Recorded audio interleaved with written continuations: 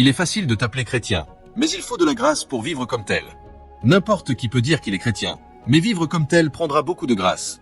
Avant que nous demandions la grâce, découvrons la vie et la responsabilité que Dieu attend de celui qui s'appelle chrétien. Numéro 1 est la prière. J'aime toujours commencer par la prière, parce que tu auras rarement tort si tu commences par la prière. Jésus a commencé par la prière, et il a fini sur la croix avec la prière. Si tu commences par la prière, il te sera difficile d'échouer. Il te sera difficile de manquer cela. Donc quand un croyant commence à mûrir, et si tu trouves un croyant qui est authentique, une chose que tu trouveras dans sa vie, c'est la prière. C'est pourquoi nous ne l'appelons plus point de prière, nous l'appelons vie de prière. Parce que quand tu es vraiment chrétien, il te sera difficile de faire sans prière. Crois-moi, trouve n'importe quel homme qui n'a pas de vie de prière, dans une très grande mesure son christianisme est faux parce que n'importe quoi peut le faire tomber. Quand un homme brûle pour Dieu, l'un des signes que tu verras en lui est le signe de la prière.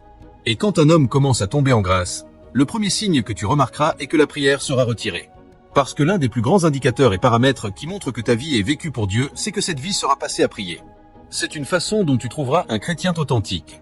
Si tu rencontres n'importe qui, peu importe ce qu'il te dit, si tu ne peux pas voir la prière, s'il te plaît sois prudent parce que cette chose n'est pas juste à propos d'un rituel religieux, c'est un signe de l'esprit. Quand un homme aime Dieu, quand un homme est authentique, le Saint-Esprit l'attire. Il ne peut pas rester sans communion avec le Saint-Esprit. Donc la prière, pour lui, n'est pas ce que les chrétiens font. La prière pour lui est comme respirer parce que chaque jour, chaque heure, le Saint-Esprit continuera à l'attirer. Parce que tout ce que tu aimes et tout ce que ton cœur est connecté, nous t'attirons. Et donc quand tu trouves un chrétien qui se donne à la prière, sache qu'au-delà de ce que tu vois, il y a une force à l'intérieur de lui qui le tire continuellement à l'autel.